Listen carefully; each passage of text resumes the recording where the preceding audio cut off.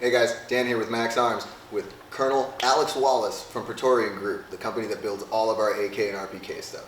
Alex, thanks for coming down and talking to us. Hey, it's a pleasure. Thanks so much for having us. Could you tell us a little bit about yourself and your background? Absolutely, absolutely. So I recently retired about 2 years ago from the Army. Spent 25 years wearing the nation's uniform. Most of that was in Special Forces, or what's commonly referred to as Green Berets in the Army.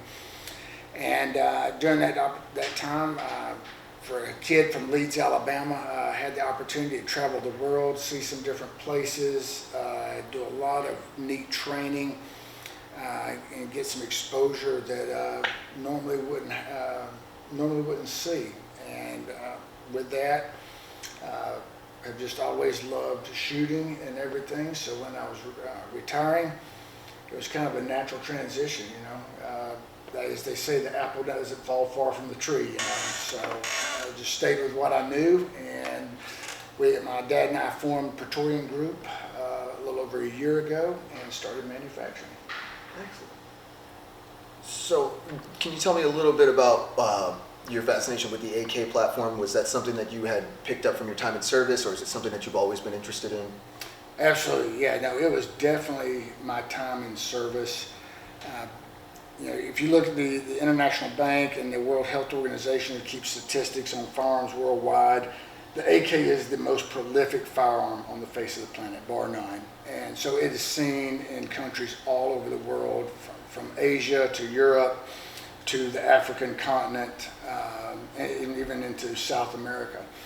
And part of our responsibility as Green Berets is we conducted what's called foreign internal defense, where we would go over and we would assist the host nation in training their military, small unit tactics, or whatever the skill sets, running airborne school, or whatever the skill sets were that they were requiring.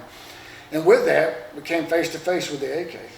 So we had to become proficient. We had to train on it because we were getting ready to go over and instruct the host nation forces on the AK. So we had to learn how to run it ourselves. Mm-hmm. We spent a lot of time practicing with it, running with it. And so I saw it there for the first time, and this was pre-9/11. So I got to see that side of it. But as I wrote in a recent article, two sides of the same coin, and the AK is the absolute epitome of that two sides of the same coin. So there we are using it with with the partner forces training foreign internal defense, and then 9/11 happens, and we find ourselves in Afghanistan and Iraq, and now our enemy is using it. And so I've got to see it from both ends. I've got to see it from us using it, and then also from it being used against us.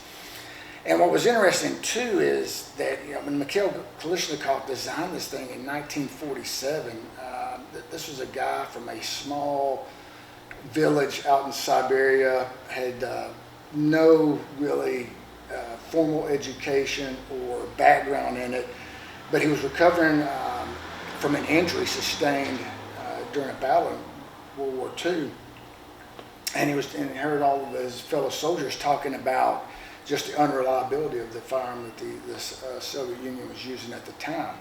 So after that, he came out with that, and then obviously designed the AK-47, and designed it in 1947.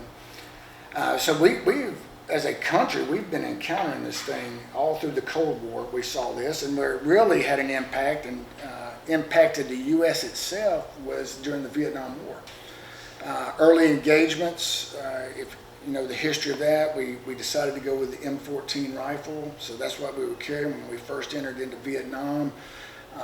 It's a big rifle, carries a big round, and to carry a lot of ammunition requires a lot of weight. And the thing was just uncontrollable in full automatic firearm. And so reports were coming in, and it was actually being noticed at the Pentagon, and Robert McNamara, the SecDef at the time, that we were being outgunned in the field. And that's why we ended up switching mid-war to the AR platform, was because of this weapon that you see right here in front of us. So it was a game changer from that point of view as well. So yeah, absolutely. From my time in the service, seeing it, training with it for the foreign internal defense, and then the other side of it is when we were in combat, and then actually in Iraq and Afghanistan, we were seeing it being used there as well. So I've kind of seen it from both sides, and I've had the opportunity to be around it for the last 25 years, and have really just appreciated it, because one of the things that would just amaze me is, like in Afghanistan, parts of the places over there, it's the backside of the moon when you're out there. Nothing out there and everything. And a guy will have an AK, and he keeps that thing running. You know, if something goes wrong with it, takes a rock and hammers a rivet back in or whatever, and they just keep these things running, and they just continue to run. And you've seen these things in just the most trying conditions I could imagine, and they just continue to run. They take a beating, and they'll just they keep working, and they're everywhere. So that's why we looked at it and we say, you know what, we're going to do the AK one. It's a great platform. It's been tested. It's been tried, and it is out there. But what we wanted to do was take that AK, bring it into the modern century with some of the modifications we talked about previously, and then just bring it back. And then also too, for those guys that like myself that encountered this on the battlefield, you know, it's the weapon we were never able to bring home. So yeah, so what we looked at and we said, you know, just the modernizing of the AK with some of the enhancements we've put on it, but also too to return it to its original condition, because this is the weapon that so many service members have faced for the last 20 years. And beyond that, I mean, we've faced this all during the Cold War, the proxy wars in Africa, in Vietnam. Service members for generations have been facing this weapon. So we wanted to do that too, was to be able to bring this weapon home, and for service members out there that wanted to own a piece of history, because it has been a significant part of their life. They have encountered it. They've faced it in their career. If they have spent time in the military since 1947, they have encountered this weapon system somewhere on the planet. Now, I know you mentioned that you had you've done a lot of traveling, doing training with other nations throughout your career. Have you the differences in the different nations' models of AK-47s? Have you been able to discern a different quality standard, or a different I don't want to say profile, but a different a standout feature that maybe you would learn to stay away from, or that you had like enjoyed or liked more than others? Yeah, I mean, you know, when the Soviets were empire, when I say the Soviets, I mean, let's just be honest, we're talking about Mother Russia. All of Russia. It was you know, the Soviet Union, and then their satellite nations. But, you know, under the Warsaw Pact, they had made it where every member of the Warsaw Nation had to produce their own firearms. And so they gave out the patents, provided the equipment a lot of times, provided the technical expertise. But every country kind of put their own spin on it, and different little takes. And that's what we found fascinating with it. A great case in point, and I love this, is you're only going to find this on the Romanian, is what's known as the dongle. You know, the forward wooden grip there. On the MD65, it's kind of reversed. And the reason they do that is so the underfolder will be able to fold up and not get stuck. On the original MD63, which was their fixed stock version, they had the dongle where it had kind of more a forward angle to it. So the Romanians loved the dongle. Another feature that I saw I like is the Polish. On most of your AKs, the Russians and some of the other ones, they had a palm swell grip here. But man, the Polish, they really made a palm swell grip. I mean, it is very pronounced. Yeah, very pronounced, and you can get a full purchase on it. So it's all those little differences right there, you know, on the different things you see, the different takes on it, and a lot of it depended too, you know, on the quality of it, depended upon how well that nation was getting along with Mother Russia. A great case in point is the Romanians never came out with the Dragunov, because they had gotten sideways with the Russians at the time, and the Russians wouldn't give them the technology for it. So they came out with the PSL, or what's also known as the Tabuk Sniper, which is basically this rifle right here. Get rid of the bipod, a different stock on it, and a different front sight, and then a rail mount for your scope, but that's what the real enemies is. So they altered what they had, took what they had, changed it, made it up. Really not considered a true sniper rifle because it still uses 7.62 by 39, not the 7.62 by 54 or the 308 cartridge from America, which is kind of what designates a sniper. But it was a precision, or more of a precision rifle. And you see that across the country, or across the world, wherever these were produced, it took on the local flavor. And it kind of became almost I want to say a cult of personality, but you look at a couple of the countries in Africa, and it's actually on their flag. Mozambique, yeah, absolutely. So, you know, I mean, it has had an impact on the world, and that's why we enjoy rebuilding them, because we feel like we're restoring a piece of history, you know, and each one of them comes with a story. Each one of them comes with a different background, different aspects, and so it's sometimes, you know, it's just interesting. We're sitting there in the shop thinking, what has this thing seen? Where's it been? And what's the history behind it. So we like being able to do that and then provide that to the customer. So for the customer that's looking for the traditional, the original, we want to return to that. And then for the customer that says, yeah, I want the AK, but I want it fixed up. I want to do some other stuff with it because I want it, you know, I like the history, but I want it to be cool, or I want to do some things with it. And that's what's great about it. It is adaptable. It has survived the test of time, and it continues to thrive to this day. So you had mentioned in your time downrange that you had been in some very desolate and arid environments and seen repairs being made on these AKs with rocks. How would one of these AKs that you built be compared to a newer U.S.-made AK? That's a great question, and I appreciate it. So I'll pick up the traditional one here, our MD65, the Romanian underfolder. That's clear. So from start to finish, first, like they say with a house, you know, does it have good bones? And the bones of an AK are the trunnions, you know. So the front trunnion sits up here where the barrel gets pressed into, takes the brunt of the force, brunt of the action. The rear trunnion back here, which is used to transfer that energy back to your shoulder. Those are the main components there. And then, of course, the bolt carrier and the bolt.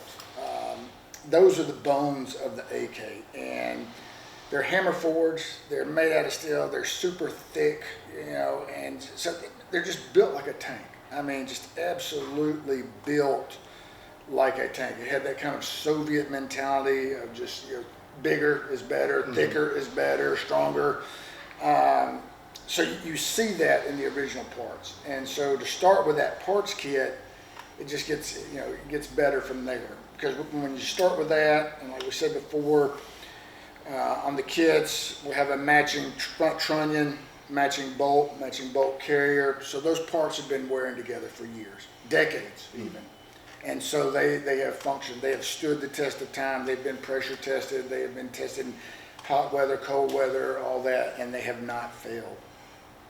From there, part of our build process is like I said before, we break everything down. When we get the parts kit, we have the opportunity working with Max Arms to hand select the parts kit. So we're not just randomly getting a parts kit and putting it together. We actually get to come down here with you guys, sit down and hand select the kits that we want to build the rifles out of. From there, we take them back, we degrease them. As you well know, a lot of these things are packed in cosmoline, stuck everywhere, get all the cosmoline out of it. And then we sandblast everything right from the start because and the reason we do that is take your front trunnion where it meets the receiver, take your rear trunnion where it meets the receiver. After you get it assembled, you can't sandblast it. Now, well, it's still Parkerized. If it's in there, possibly, but if you didn't get the finish off. So we like to go ahead and do that from the get-go. So we know we've got a good coating on any surface that we can't get to after we get the rifle fully assembled. From there, we start with our with the rear end build. That is putting the trunnions into the receiver and doing that. I think one of the big things on ours, if you take a look, you know, the AK, when you shoot this thing, and everybody talks about, you know, the AK is built with rivets. Well, why do they use rivets? It's because the same reason they use rivets on an airplane is because if you've ever been out flying an airplane, you look out there and you see that wing flexing like that, you're like, how does that thing not break off? Well, if you take this AK and you put it in super slow motion and you fire that round, you will see this wave travel back through the AK. So this thing is taking some tremendous torque, tremendous direction, and it's the rivets. Because they're in there, not screws, they're not going to shatter, they're not going to break off. It's the rivets is what holds this thing together. And that's one of the places where we take a lot of pride, is putting the rivets in, because that's the meat and potatoes of it. So on ours, you're not going to be able to like get your finger up under here. There's not going to be gaps in the rivets.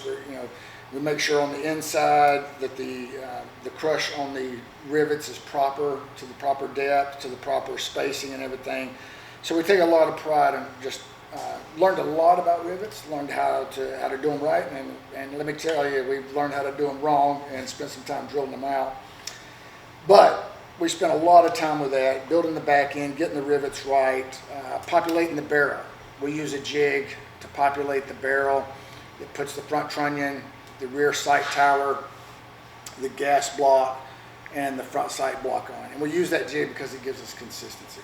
Everything is exactly aligned. And then we double check it. We put it on a piece of marble. We've got 2 squares there. We make sure, just double check after we have put it together, make sure everything is exactly aligned there. Then after we get that, we mount it to the receiver. We drill the holes for the pins, make sure they're all in, get this thing pinned up, get the fire control group in, get the stock on it. And we don't even put the furniture on when we go out to the range. We take it out to the range, we test fire it, we zero it, we make sure it will zero. You'll see some AKs, when you look at them, the front sight is all the way to the right or to the left, and it still can't be zeroed. Or you'll see if they did get it zeroed, they've actually taken it and they've moved the front sight candidate one way or the other to make sure they can get it to zero. Some of the other things that we do is we use a jig to align the barrel components. That way we make sure we get consistency. We want every one of these rifles to be consistent with that. And then I'd say the other part that we do too is, we're not just going to say these rifles are accurate. We actually prove that these rifles are accurate. With every rifle that gets shipped out comes a target that's been zeroed and signed by one of us. Whoever built it has to shoot it and has to show that it can hit target. So you'll never see one that comes from us that has a candid front sight, or you're out there and you're trying to zero it and you've got the sight maxed out to the right or to the left, and it still just will not get on target. We've got a different technique that we use, but we guarantee that our rifles will zero when we go out there. So those are the big differences with us, is we're not out there mass producing. We're building each one of these one at a time, and our whole goal is these guns have already shown they can last a lifetime. I mean, they have built in the late 60s, early 70s on some of these builds we're doing. They've shown they can last a lifetime. We want these things to last generations. We want this to be handed down from one generation to the next, and that's the way we treat, and we go with the process of building every single one of these. You can make it a tack driver if you want to. No, absolutely. You can put rounds downrange with it. It's designed to be used, and that's it. And that's another thing that we do too. When we send these out, if you take a look again, Soviet standard, everybody wants polymer magazines or this or that and everything. The original magazines were built like tanks too, thick metal, thick gauge metal and everything. So as part of our rebuild is we disassemble these, take them, we clean them up, we sandblast them, and we parkerize the magazine. We include that in there with it too, because we consider that a part of it. So you're getting the entire gun back, and you're getting it where it's all weather, it's reliable, it's accurate, and just brings the AK into the 21st century. Love it. Well, I am excited for this. I love the product. I'm excited to get down to the range and shoot. You want to join me? Maybe get down there, pop some rounds off? Absolutely. Let's go. All right, let's get into it. Get you guys some nice footage of these things in action.